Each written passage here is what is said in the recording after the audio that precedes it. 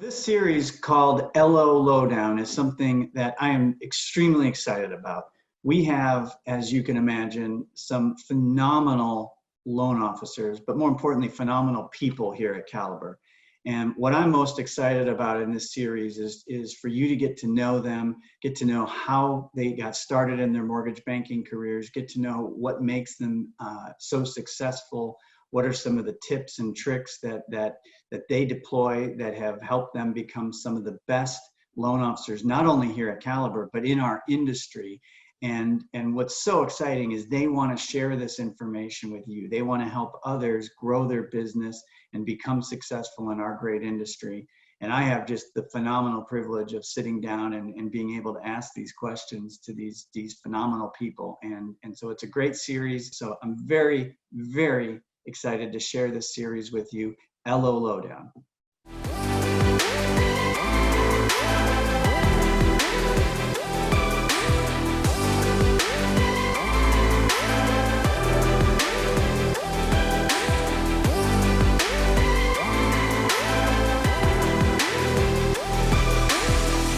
First of all, obviously, congratulations on a phenomenal, you only thought you were working hard when you did 67 million purchase volume in 2019, and 2020 it's like just numbers that none of us are ever going to even be able to imagine. So congratulations. I know.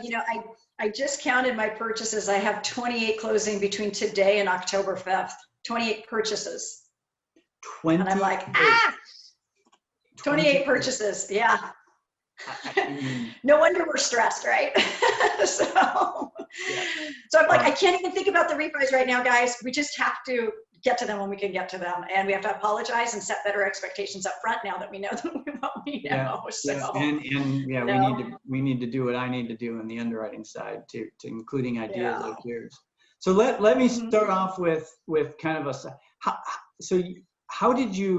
what attracted you to the mortgage business? How did you get into the business, your first job? How long have you been in this crazy industry? Oh, so that's a great story, actually. So, I was older. So I got in, relatively speaking, I didn't get in until I was 37. So I just hit my 15th anniversary. So I have been with this organization the entire time. So I started when Cobalt was called Homestone Mortgage. I got into the business because Keith and Ernie had actually had a company for a very short while that ended up not making it. It was supposed to support the mortgage industry, and it was a technology platform. And I had gone to work for Keith doing technology sales, which is a long-term sales process, right? Yep. Which leads a little bit into how I got into Builder, because I have always done sales. And when that company didn't work out, he had said to me, if you ever think about changing careers, I think you'd be a great loan officer. And I thought, why would I do that? I'm like, that's so different. That's business to consumer. And plus I have like only a 4th grade level of math. And, a lot of people believe this is a finance industry. And while I do agree that technically we are in finance, I have somehow survived it with being horrible at math. My kids will attest to that. So, but then I was changing careers a few years later, and I thought, maybe I'll go give this a try. And so I went and interviewed and spoke to Keith, and he's like, I think you'd be fantastic, but Ernie runs production. You need to meet with him. And I met with Ernie, and I can say this now because he's no longer employed by us, but he said, I'm not sure whether you'll be good or not. But he said, Keith told me to hire you, so I will. Plus, this is a good job for housewives.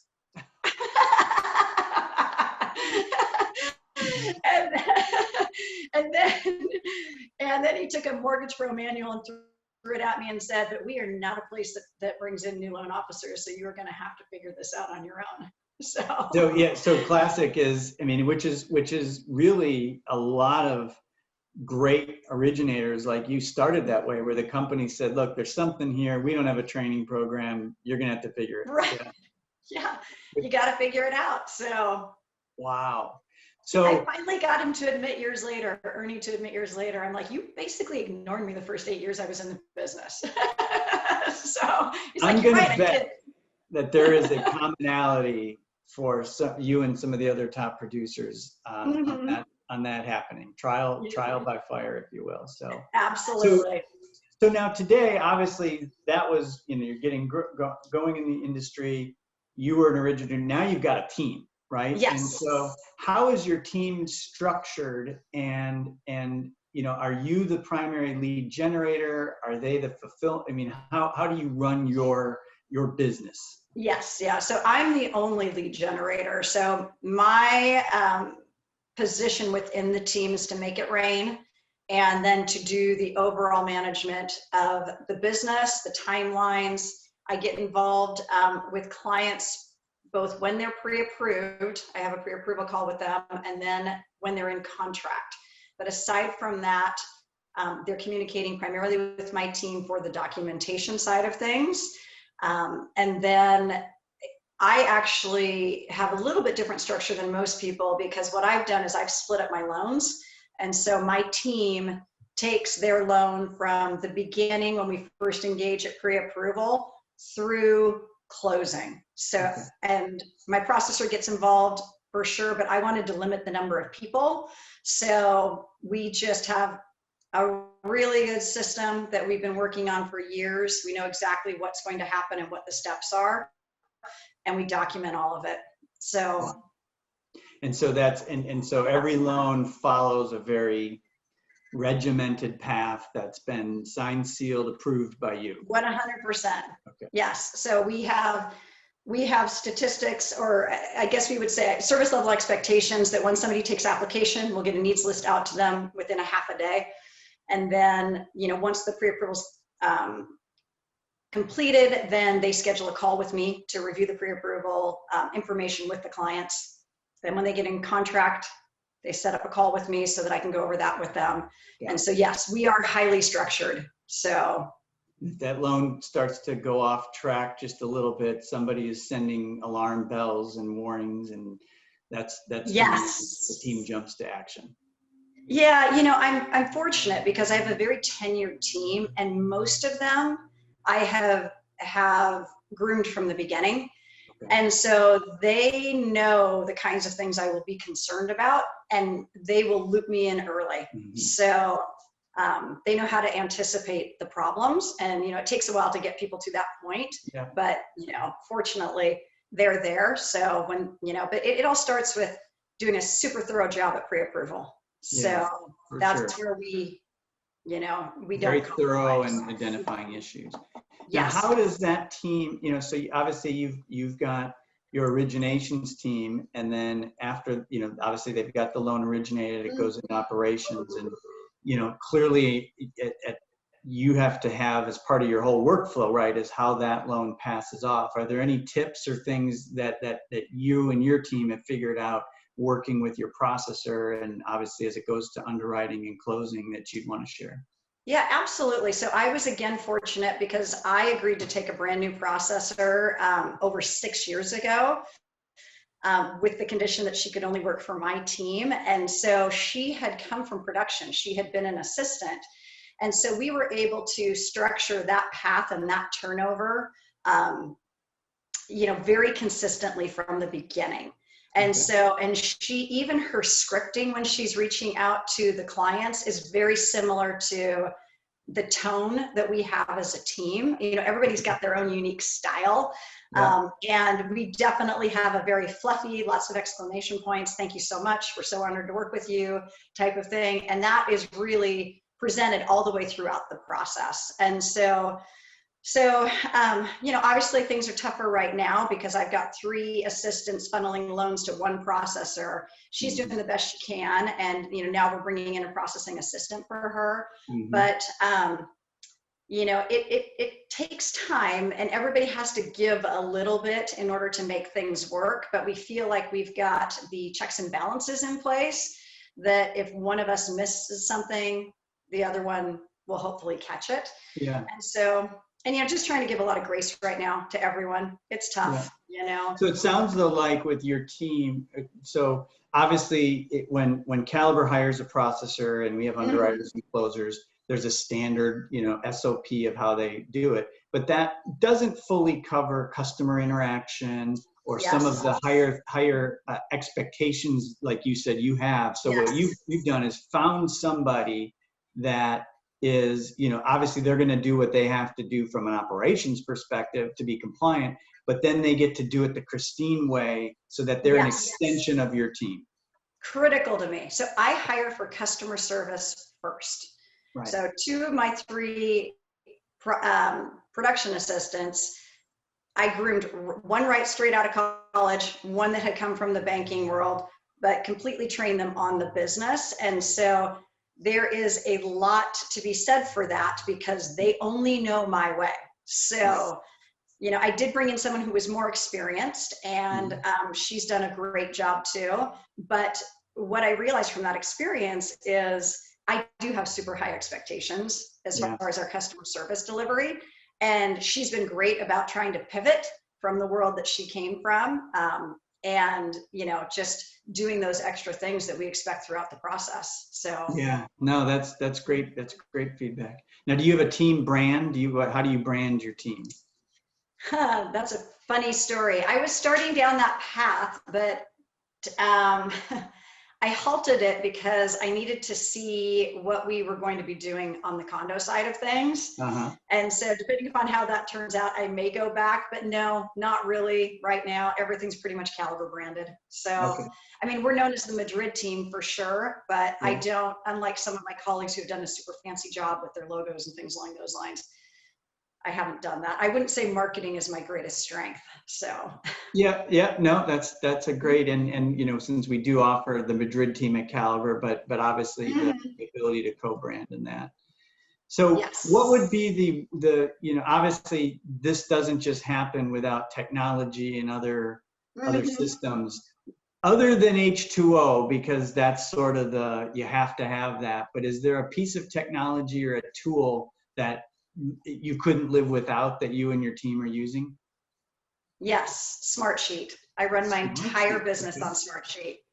I have probably 15 active Smartsheets going at a time.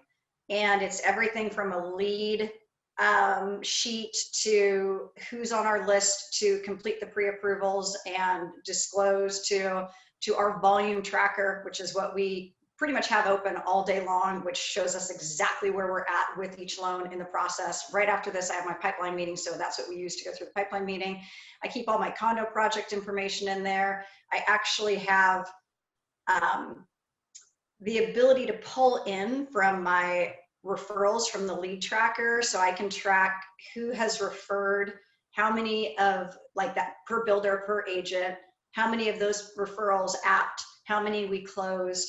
So yes, I run everything on Smartsheet. Wow, that's great. That's the cool part, is understanding all these little twists. Yes. So here's a question. So you've probably been given a lot of advice along the way from other loan officers. Here's what you should do to be a top producer, or you should try this. So what would be the piece that you've heard that you absolutely disagree with? What if people? This is not going to surprise you. Yeah, this is not going to surprise you based on what I said earlier. I can remember with the coaches that I've had and hearing it sometimes within, from my colleagues, that it's super important to get someone who's graduated college with a finance degree. So now, granted, I did graduate college from UW, which was long before I ever got into this business.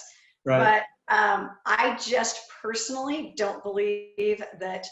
And, I don't know how to use an HP calculator. When I came into the business, we already had point. So I never learned any of those things. I can't do mental math. I mean, some of my colleagues astound me, but I'm like, there's a lot of different ways to do this business, and people have different strengths, and there's, so many different ways to be successful. I just personally don't believe that having a finance degree, some of my assistants don't even have college degrees, and you know what, that's okay too. So, but again, the number one thing I look for is customer service. That is the first thing I hire for, but I do need to feel comfortable they're going to have the aptitude to learn. So no, that's a great one. So as we think a little bit, a couple questions about the future, right? So, you're obviously there local in the Kirkland, Seattle market, and seeing how, I mean, obviously this whole, COVID has changed the way that we interact, et cetera. But in terms of the future for a retail loan originator, I mean, I'm sure you know there's some people that think that there's going to be, everyone could originate their own loans. But as you kind of look ahead into the next few years, what do you see as a future for that retail originator? And is there anything, that transformative that we should be doing to support what you see as that future for that retail originator? Well, I think the first step was Caliber University. That's something Brady and I have spoken about for a long time. I mean, let's face it, a lot of us are aging out. And so that is not a quick process. If Caliber wants to stay in the game and have successful transitions, people like me need to be engaging. For me, that is a 7-year plan. So that is, and I'm already working with my team on that eventual transition. And so, but it is bringing in for my team, my concern for them is they won't be able to keep up the origination side of it. So I know that I need to bring in another originator. They'll have a lot of super strong relationships with the people we've supported for a long time. But, that's part of my decision to bring in someone from Caliber U is to start grooming that next generation. I think number one, we've all been super fortunate, and it really should be something that we all feel obligated to do, but it's just simply makes sense from a business perspective to bring in these younger people, groom them under us for a solid 5 years. And I think it takes 5 years to become a strong technical loan officer. Let them start establishing their own pipeline and referral sources, and prove that they're capable of doing that. And then let them benefit from, helping us with our transitions out. So it's a win-win for everybody.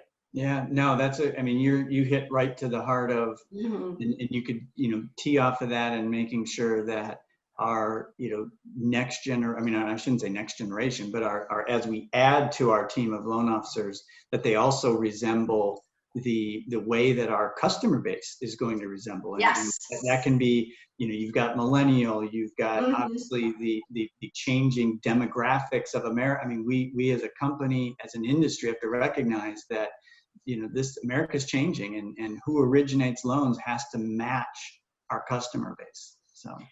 And the interesting thing is, I think this dynamic of bringing in the younger people and partnering with them, with people like us that are more seasoned, is yes, a lot of younger buyers want to work with people they can relate to better. Having said that, they're a little apprehensive if people don't have enough experience behind them. Yeah. So for my junior coming on board, a big part of his sales proposition is, yes, I'm newer to the team. You can't really disguise that because he's going to look super young, but I have the strength of the Madrid team behind me to ensure that this is going to be a smooth transaction. That's right. And to watch us, and I think the other key piece here is it's a great time to bring them in because we can train them and allow them to get their feet wet on some of our refis, which are not as risky for us. But the other thing that we're going to have to be really cautious of is, continuing to share with them that this is an unusual environment. It's not going to come this easy. When you see 100 leads coming in a month for me, that is not the way that the normal world works. And it takes a long time to develop your prospects and your referral partners, and we have to start on that now. So. Yeah, no, that's great.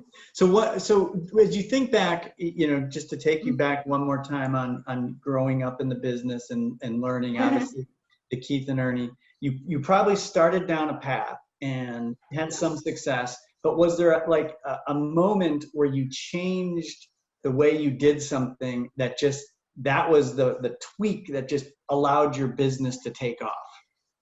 Yeah, so I, in my, first 8 years or so, I was hyper focused on becoming a strong technical loan officer. My personality is one in which I have to master something if I'm selling it. The mistake I made, which was an epiphany for me when I went to a core summit for the core training program, was that the entire focus of that was more on sales.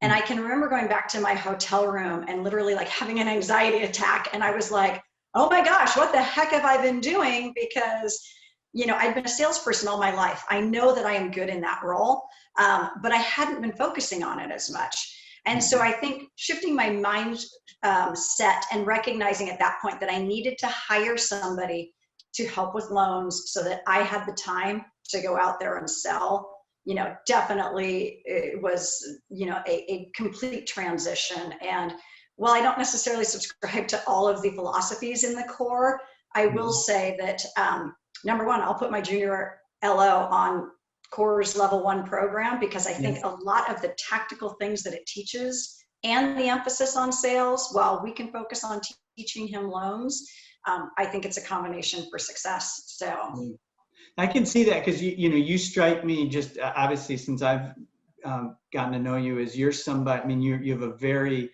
charming personality, right? And you have no problem, you could talk, the business better than almost anybody, but you focus I feel like you focus relationship building even before that. And that sounds like it was a twist where you felt like, geez, I've got to know, basis point, every more, technical term that we can come up with, when the reality of it is that'll come along for somebody that uses their relation, because you can't teach charm, relationship building to the extent you can the basics of the business. Exactly. I think though, when you don't have a team behind you, you don't, you worry about making mistakes, right? You don't have somebody to be your check and balance. And so for me, the biggest fear is not delivering what I said I was going to be delivering, or making a mistake. And it's why I'm so strict on the pre-approvals on the front end, because I just don't have people get into contract and have a problem. Right. And so, I mean, maybe once a year does that happen. And, but we lose loans on the front end sometimes because people are like, you're asking for more than the other lender's asking for.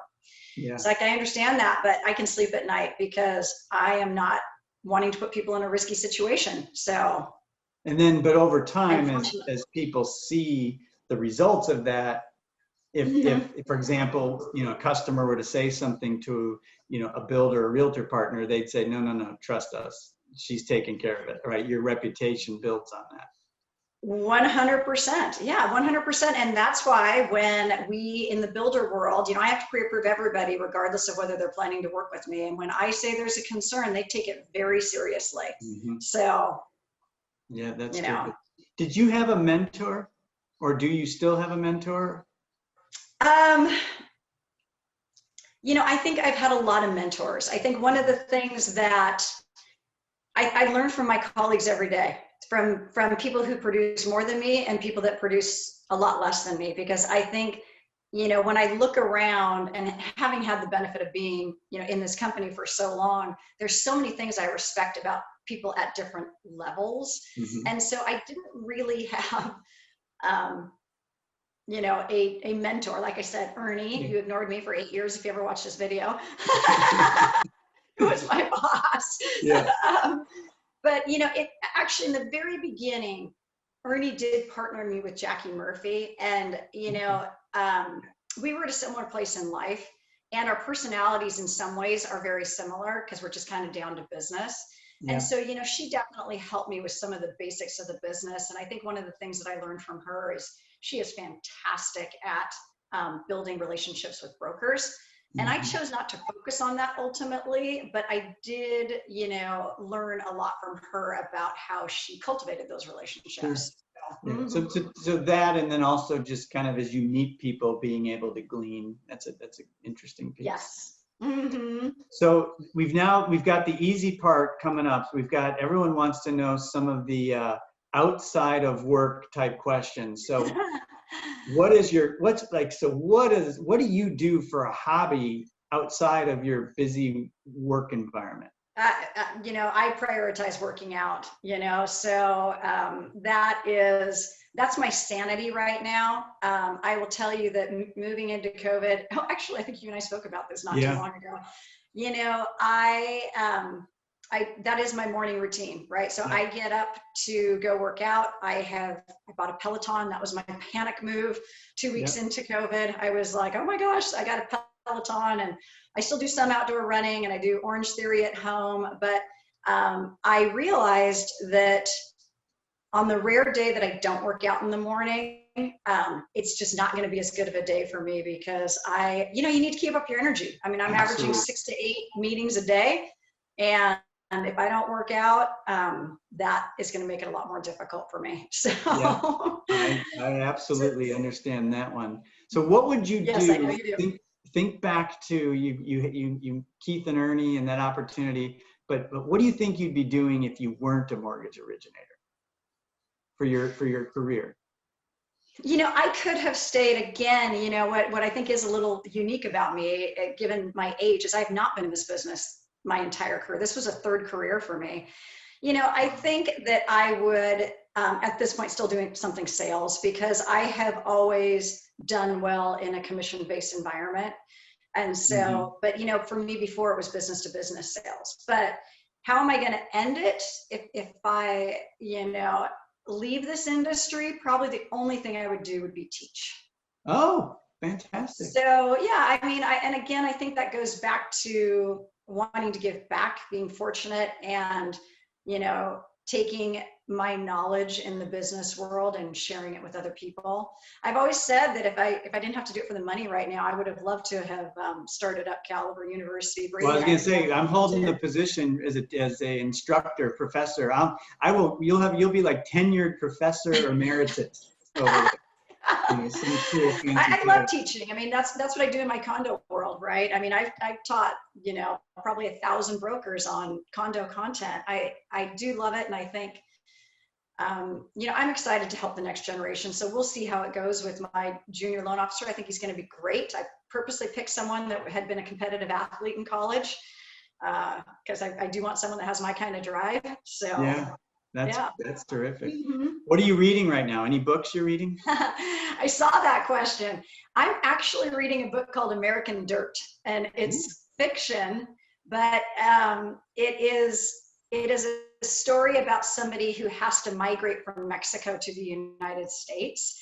And so it really does give some very interesting insight as to the plight of those people and what they're having to endure. Everyone who's taking the risks and trying to jump on trains and things along those lines. It is fiction, but I think it's an important story. So wow. Okay. American Dirt. All right. Last question for you. What was your first paying job and how old were you? Okay. Well, my very first was a paper route and I was 10 and I lived in an extremely hilly area. So it's crazy. But then my first really official one, 13, courtesy clerk at Safeway. Oh, okay. I am still damn good at bagging groceries. I just have sometimes I'm like, that's okay, I got it. Let me take care of this. And they're like, oh, gee. So I have to ask, because I may have also been so I had a paper out. Did you get to put them into the bucket? Did you get to throw them, or did you have to put them in the door? Oh, no, we had to throw them. I mean, my area was we got to throw them, but we also, the interesting thing is we had to go around and collect money back in the day. Oh, right? I did the same thing. Yeah, so you had to go back and collect money. And I had inherited it from my older brother. I did way better on tips than he did. Yeah, exactly. Well, this has been terrific. Your time is so appreciative. I guess I said it was the last question, but from my tally, you're just under 100 million for the year. So are those 20 purchases you mentioned? Are we going to flip that in September here? Yeah, I think so. Maybe by Monday. It's been a crazy ride, and in the end, despite all the challenges we're having, we all know we are so incredibly fortunate. Yeah. And so we just have to keep that in mind. And I think it was interesting when Russ said yesterday, he's not really sure when things will slow down, but we should all maybe be prepared. It could be as soon as middle of next year. And to me, all that was, I think so far in advance, I'm like, oh my gosh, I got to make sure I'm on my pipeline for next year. This year's done for me. So it's just like, I've got to, I've already moved on mentally to next year. So. Yeah. Well, thank you for your time. And most importantly, thank you for what you do for Caliber. This company is who we are because of your contributions. And we thank you for that. I don't ever forget that. And the fact that you'd share a little bit with others is so, it's just great. And thank you very much. Thank you for tuning in to the Home Connection podcast from Caliber Home Loans. Please see the show notes for links to topics discussed in this episode, and be sure to subscribe wherever you listen to podcasts.